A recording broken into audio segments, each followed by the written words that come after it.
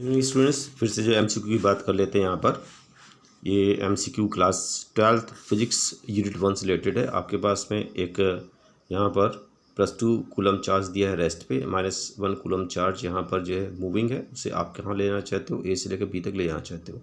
ए से लेकर के बी तक -1 कूलम चार्ज को लेना चाहते हो, तो उसने कहा है कि work done to take -1 coulomb charge from A to B. आपने इसको सॉल्व करना है। तो कैसे सॉल्व करोगे? यहाँ पर आपके पास में वर्डन के लिए ये इसकी फील्ड में +2 कूलम चार्ज की फील्ड में आपने वर्डन करना। वर्डन के लिए आपके पास में फॉर्मूला ढेर सारे अवेलेबल है, लेकिन जैसे आपके पास में अवेलेबल है summation of F x D x, आपके पास में है क्यू डेल्टा वी, आपके पास में you final minus you initial. हम लोग जो है you final minus you initial का इस्तेमाल करेंगे। आपके पास में ये जो +2 कूलम चार्ज है रेस्ट पे है, -1 कूलम चार्ज की फाइनल पोजीशन यहाँ पर है, तब इसके बीच में डिस्टेंस कितना है 2 मीटर। और पेयर ऑफ पॉइंट चार्ज के लिए जो पोटेंशियल एनर्जी का फॉर्मूला होता है वो हमारे पास होता है 1/4πε0 into Q1 into Q2 divide by R। तो अगर 1/4πε0 को K माने तो K इंटू आपके पास से +2 इंटू -1 डिवाइड बाई 2 हो गया।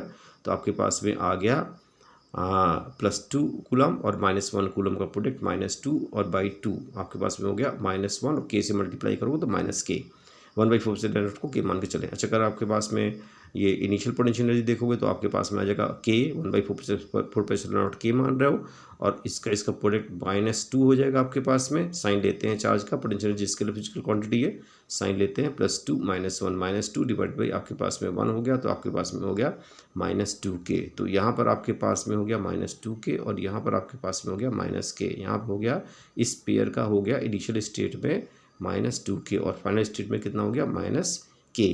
तो वर्क डन बराबर क्या होता है आपके पास में you final minus you initial, माने -K माइनस और inside the bracket -2K, -K minus और इनसाइड द ब्रैकेट -2K। तो सॉल्व करोगे तो आपके पास में +K आ जाएगा। K बराबर आपके पास में क्या है 9 × 10⁹ जूल। तो आपके पास में आंसर बी हो गया +9 × 10⁹ जूल। वो आपसे कह रहा है कि अगले एमसीक्यू में कह रहा है आपके पास में यहाँ पर -2 कूलम चार्ज है, आपके पास में +1 कूलम चार्ज है, और आपके पास में ये इनको ज्वाइन करने वाली लाइन ये अवेलेबल है।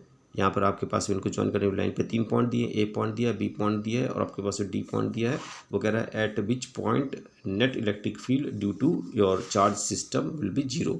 इन दोनों चार्ज की वजह से इन पे नेट फील्ड जो है कहाँ पे 0 होगी। तो आपको यहाँ पे की रूल याद होना चाहिए क्या, कि अगर आपके पास पेयर ऑफ पॉइंट चार्ज है, एक आपके पास में जो है क्या है, ए आपके पास में जो है -Q1 है और दूसरा आपके पास में क्या है +Q2 है, और आपको पता करना है कि किस पर्टिकुलर पोजीशन पे उनको ज्वाइन करने वाली लाइन के किस पर्टिकुलर पोजीशन पे नेट फील्ड 0 होगी। तो याद रखना कि अगर आपके पास में एक माइनस है और आपके पास में प्लस है, तो आपके पास में नेट फील्ड अंदर नहीं 0 होगी, बाहर 0 होगी। या तो ए पे 0 होगी या फिर आपके पास में पॉइंट डी पे 0 होगी। और ए और डी पे अगर 2 पॉइंट आपके पास में, तो कैसे डिसाइड करोगे, जिस साइड जो है चार्ज वीकर है, मैग्नीट्यूड वीकर है, ये आपके पास में वीकर है। -2 +1 की वजह से फील्ड अंदर नहीं 0 होगी, या तो यहाँ 0 होगी, यहाँ 0 होगी। इनमें से अगर आपको फिर से ऑप्शन चूज़ करना है, तो जो वीकर चार्ज है +1 कूलम चार्ज, उधर जो है नेट फील्ड आपके पास में क्या होगी 0। तो नल पॉइंट आपको यहाँ मिलेगा पॉइंट डी पे। तो आपके पास में जो है की रूल के हिसाब से आपके पास में पॉइंट डी आ गया। वो कह रहा है अगले क्वेश्चन में कि an object is given net electric charge negative. तो उसका जो है how the mass of the object will, अगर एक पर्टिकुलर ऑब्जेक्ट को नेट चार्ज आप दो कितना निगेटिव, तो उस पर्टिकुलर ऑब्जेक्ट का जो मास है क्या होगा। तो आप अगर निगेटिव चार्ज दे रहे हो तो इलेक्ट्रॉन रिस्पॉन्सिबल होता है, transfer electron responsible to make the object electrically charge.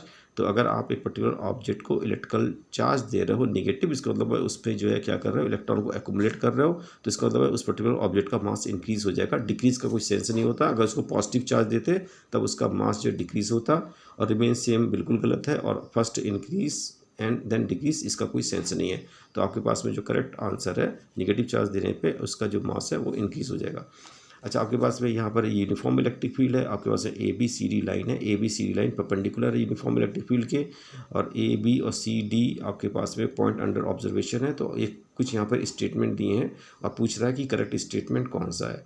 तो अगर आप देखोगे तो यहाँ पर जो है ए पॉइंट और ये आपके पास में लाइन परपेंडिकुलर इलेक्ट्रिक फील्ड की इक्विपोटेंशियल लाइन हो गई, ये भी इक्विपोटेंशियल लाइन हो गई। इस पॉइंट का पोटेंशियल सेम है, इस पॉइंट का पोटेंशियल सेम है, इस पॉइंट का पोटेंशियल सेम है, इस पॉइंट का पोटेंशियल सेम है। क्योंकि ये दोनों लाइन परपेंडिकुलर इक्विपोटेंशियल लाइन। और आपको पता होना चाहिए कि इलेक्ट्रिक फील्ड के डायरेक्शन में पोटेंशियल क्या होता है। इलेक्ट्रिक फील्ड के डायरेक्शन में पोटेंशियल डिक्रीज होता है। तो ए का पोटेंशियल सी से ज़्यादा है और बी का पोटेंशियल जो है डी से ज़्यादा है, ये पता होना चाहिए। तो अगर वो कह रहा है कि V A is equal to V B, ये बात करेक्ट है, लेकिन वो कह रहा है V C is greater than V A, इस पॉइंट का पोटेंशियल से ज़्यादा है, तो ये बात गलत है। ए आपका ऑप्शन सही नहीं है। अगर आप देखेंगे बी तो कह रहा है V C is equal to V D, आपके पास में इन दोनों पॉइंट का पोटेंशियल सेम है, ठीक है। फिर वो कह रहा है कि V D is greater than आपके पास है वी बी, तो V D is greater than V B गलत है, क्योंकि बी का पोटेंशियल डी से ज़्यादा होना चाहिए। अच्छा, वो कह रहा है कि आपके पास में जो वी ए है, V A is equal to V C और V A is greater than V C, तो V A is equal to V C, ये यहीं V A is equal to V C यहीं पे गलत हो जाएगा, क्योंकि ए और सी का पोटेंशियल अलग अलग है। अच्छा, वो कह रहा है कि V B is greater than B C, B point का पोटेंशियल सी से ज़्यादा और आपके पास में ए पॉइंट का पोटेंशियल डी से ज़्यादा, ये बिल्कुल सही है, क्योंकि ये हायर होना चाहिए लोअर, ये हायर होना चाहिए ये लोअर, ये हायर ये लोअर, ये हायर ये लोअर। ए का पोटेंशियल डी से ज़्यादा और बी का पोटेंशियल सी से ज़्यादा होना चाहिए, क्योंकि इलेक्ट्रिक फील्ड के डायरेक्शन में इलेक्ट्रिक पोटेंशियल क्या करता है, डिक्रीज। तो आपके पास में यहाँ पे ऑप्शन क्या हो गया, डी करेक्ट हो गया। वो आपसे कह रहा है कि plus capital Q charge rest पे है, यहाँ पर आपके पास में पॉइंट ए, यहाँ पे आपके पास में पॉइंट बी है और आपके पास में एक प्लस क्यू नॉट चार्ज है, उसे आप क्या कर रहे हो, ए से बी ले जा रहे हो। एक पाथ आपके पास में ये है, दूसरा पाथ आपके पास में ये है, तीसरा पाथ आपके पास में ये, चौथा पाथ आपके पास में ये। ए से बी तक ले जाने में प्लस क्यू नॉट चार्ज को प्लस क्यू के इलेक्ट्रिक फील्ड में कुछ वर्डन करना पड़ेगा। तो work done to bring plus Q naught charge from A to B. तो वो कह रहा है कि इसमें ये बताओ कि करेक्ट स्टेटमेंट कौन सा है, करेक्ट स्टेटमेंट कौन सा है। तो कह रहा है कि आपके पास में पहले पास से जो का वर्क डन है वो सेकंड से आपके पास में फर्स्ट पाथ के अलॉन्ग जो वर्क डन है वो आपके पास में थर्ड पाथ से क्या है ज़्यादा, या सेकंड पाथ के अलॉन्ग जो वर्क डन है प्लस क्यू नॉट चार्ज को लाने में ए से बी, वो थर्ड से है ज़्यादा, या आपके पास में जो थर्ड पॉइंट के थर्ड पाथ को फॉलो करके जो आप वर्डन कर रहे हो वो पर्टिकुलर वर्डन जो है फोर्थ जो पाथ है उससे ज़्यादा है। यहाँ आपके पास में W1 = W4 है। इस पाथ के आप अलाइनमेंट में अगर आप प्लस क्यू नॉट चार्ज को लाने में ए से बी तक वर्डन कर रहे हो और इस पाथ के अलाइनमेंट में आकर के ए से बी तक आने में ये पाथ फॉलो कर रहे हो, वर्डन कर रहे हो, तो दोनों वर्डन बराबर होंगे। तो कौन सा करेक्ट है, तो हमको बता दें कि आपके पास में यहाँ पर ये प्लस क्यू चार्ज से क्रिएटेड जो सराउंडिंग में फील्ड है वो इलेक्ट्रोस्टैटिक फील्ड है, कंजर्वेटिव फील्ड है।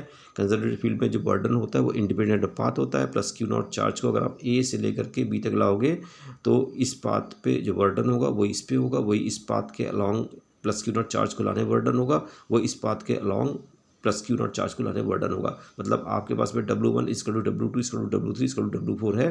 तो इसमें से आपके पास में 3 आंसर जो है क्या हो गए, आपके रिजेक्ट हो गए। जो चौथा आपको जो आंसर दिया है डी, ये करेक्ट है। तो इस तरह से MCQ आपको जो है प्रैक्टिस करनी चाहिए।